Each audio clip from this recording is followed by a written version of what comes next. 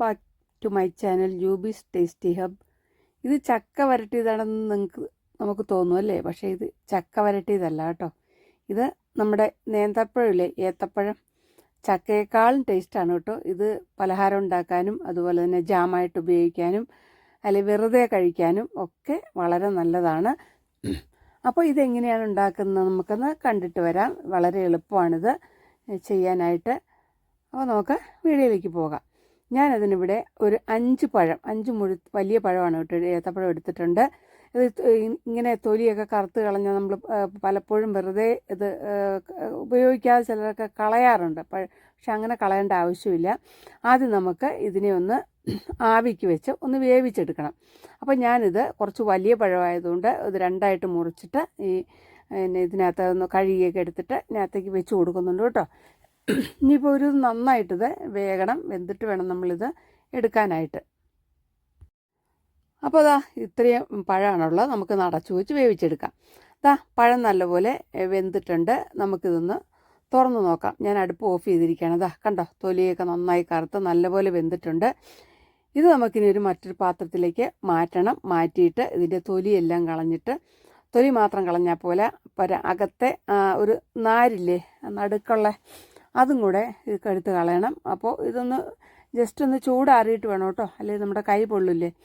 അപ്പോൾ ഒന്ന് പതുക്കെ ഒന്ന് ചൂടാറി കഴിയുമ്പോൾ ഇതിൻ്റെ തൊലിയും മാറ്റിയിട്ട്, അപ്പോൾ അകത്തെ അല്ലെങ്കിൽ കറുത്ത അതിന് ഒരു വിത്ത് പോലത്തെ സംഭവമില്ലേ, അത് ഇങ്ങോട്ട് എടുത്ത് കളഞ്ഞിട്ട് നമുക്കിത് വരട്ടിയെടുക്കണം.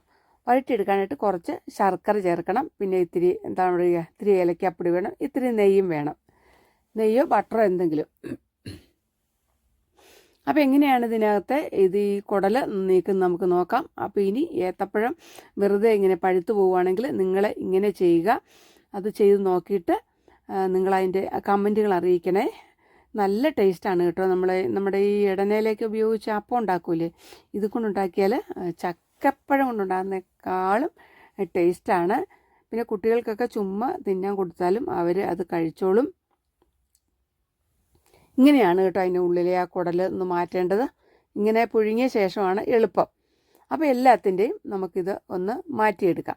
അപ്പോൾ എൻ്റെ ചാനൽ ആദ്യമായിട്ട് കാണുന്നവരാണെങ്കിൽ ഒന്ന് സബ്സ്ക്രൈബ് ചെയ്ത് സപ്പോർട്ട് ചെയ്യണേ. അതുപോലെ തന്നെ നിങ്ങളുടെ കമൻറ്റുകൾ തീർച്ചയായിട്ടും ഒന്ന് കമൻറ്റ് ബോക്സിൽ രേഖപ്പെടുത്തണം. അതേപോലെ തന്നെ ഒന്ന് ലൈക്ക് ചെയ്തേക്കണേ. ഇഷ്ടമായെങ്കിൽ മറ്റുള്ളവർക്കൊന്ന് ഷെയർ ചെയ്ത് കൊടുക്കണം. അപ്പോൾ നമ്മുടെ പഴമെല്ലാം ഇത് എടുത്ത് വെച്ചിട്ടുണ്ട്. എൻ്റെ അകത്തെ ഇതൊക്കെ മാറ്റിയിട്ട് വെച്ചിരിക്കുകയാണ്. ഇനി നമുക്ക് ഒരു പാൻ അടുപ്പത്ത് വെച്ചിട്ട്, അതിനു മുമ്പ് അത് മിക്സിയിൽ അടിച്ചെടുക്കണം കേട്ടോ. മിക്സിയിൽ നന്നായിട്ടൊന്ന് അടിച്ചെടുക്കണം. അതാണ് നമുക്ക് എളുപ്പം ചെയ്യാനായിട്ട്. അപ്പോൾ മിക്സിയിലേക്ക് കുറച്ച് ചെയ്തിട്ടിട്ട് നമുക്കൊന്ന് അടിച്ചു കൊണ്ടുവരാം. ഇത് വെള്ളമൊന്നും ചേർക്കണ്ട കേട്ടോ. വെള്ളം ചേർത്താൽ പിന്നെ നമുക്ക് വറ്റിക്കാൻ സമയമെടുക്കും. അതുകൊണ്ട് വെള്ളം ചേർക്കാതെ അടിക്കുകയാണെങ്കിൽ അതാണ് നല്ലത്. ഇനി തീരെ അരയുന്നില്ലെങ്കിൽ അല്പം മാത്രം ഒരു 2-3 സ്പൂണ് പിന്നെ വെള്ളം കൂടെ ചേർത്ത് കൊടുത്താലും കുഴപ്പമില്ല. പിന്നെ ശർക്കരയാണെങ്കിൽ നമ്മൾ ഒന്ന് ഉരുക്കി അരിച്ചൊക്കെ വയ്ക്കണം കേട്ടോ. ഞാനിപ്പോൾ ഇത് അതിൻ്റെ ആവശ്യമില്ല, നല്ല പൊടി ശർക്കരയാണ് കേട്ടോ. അതുകൊണ്ട് ഇവിടെ ഒരു 250 ഗ്രാം ശർക്കര എടുത്ത് വെച്ചിട്ടുണ്ട്. നല്ല പഴുത്ത പഴമാണ് കേട്ടോ. ശർക്കരയൊക്കെ നമുക്ക് ഇഷ്ടം പോലെ വേണം, ഇത്തിരി കൂടുതൽ ചേർത്താലും കുഴപ്പമില്ല, അല്ലെങ്കിൽ അത് എങ്ങനെയായാലും നമുക്ക് കുഴപ്പമില്ല. ഞാൻ 250 ഗ്രാമെങ്കിലും വേണം ഈ 5 പഴത്തിന്. അപ്പം ഞാൻ ഇത്തിരി ബട്ടറാണ്, നെയ്യില്ലാത്തതുകൊണ്ട് ഇത്തിരി ബട്ടറാണ് കേട്ടോ എടുത്തിരിക്കുന്നത്. ആ ബട്ടർ കുറച്ചിട്ടിട്ട് അതൊന്ന് ഉരുക്കി കഴിഞ്ഞപ്പോൾ നമ്മുടെ പിന്നെ ഈ ഏത്തപ്പഴം നന്നായിട്ട് അടിച്ചൊക്കെ എടുത്ത് ഞാൻ ഇതിനകത്ത് ഇട്ട് കൊടുക്കുകയാണ്.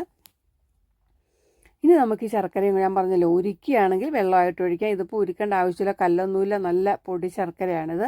അതുകൊണ്ട് ഞാനിത് കുറേശ്ശെ വിധമിട്ട് അതിനകത്തേക്ക് ഒന്ന് മെൽറ്റാക്കി, ഇപ്പം മെൽറ്റായി വരും കേട്ടോ. അത് ശർക്കര മെൽറ്റായി കഴിയുമ്പം നമ്മൾ ഇളക്കി അതൊന്ന് അതിൻ്റെ ജലാംശമൊക്കെ പറ്റുന്ന രീതിയിൽ. ഇനി കുറേ നാളത്തേക്ക് ഇരിക്കാനാണെങ്കിൽ നല്ലതുപോലെ വഴറ്റിയെങ്കിൽ നമുക്ക് 2-3 ദിവസം കഴിഞ്ഞ് അല്ലെങ്കിൽ ഒരാഴ്ചക്കുള്ളിൽ ഉപയോഗിക്കാനാണെങ്കിൽ ഒത്തിരി ഒന്നും അങ്ങോട്ട് വരട്ടേണ്ട ആവശ്യമില്ല കേട്ടോ. ഇതിങ്ങനെ ഞാൻ ഇളക്കി കൊടുക്കുന്നുണ്ട്. തീ കുറച്ച് വെച്ച് വേണം ചെയ്യാൻ. വലിയ തീയിലിട്ട്, അതായത് വലിയ വലിയ ഫ്ലെയിമിലിട്ട് ചെയ്യരുത്, മീഡിയം ടു ലോ ഫ്ലെയിമിലിട്ട് ഇങ്ങനെ ഒന്ന് ഇളക്കി ചൂട്ടിൽ പിടിക്കാതെ നോക്കണേ. അപ്പോൾ നോൺ സ്റ്റിക്ക് പാത്രമായതുകൊണ്ട് കുഴപ്പമില്ല, ചൂട്ടിലൊന്നും പിടിക്കില്ല. അപ്പോൾ നമ്മുടെ ചക്ക ഏകദേശമൊക്കെ ആയിട്ടുണ്ട്. ഇനി ഇതുകൊണ്ട് നമുക്ക് അടയും കൂടെ ഇടനയുടെ കുറച്ചുകൂടെ നെയ്യ് ഇട്ട് കൊടുക്കുന്നുണ്ട് കേട്ടോ. അപ്പോൾ നല്ല ഒരു ടേസ്റ്റ് ആയിരിക്കും ഈ നെയ്യ് ഇത്തിരി കൂടുതൽ ചേർക്കുമ്പോൾ. ഇപ്പം ഏകദേശം ആയിട്ടുണ്ട്.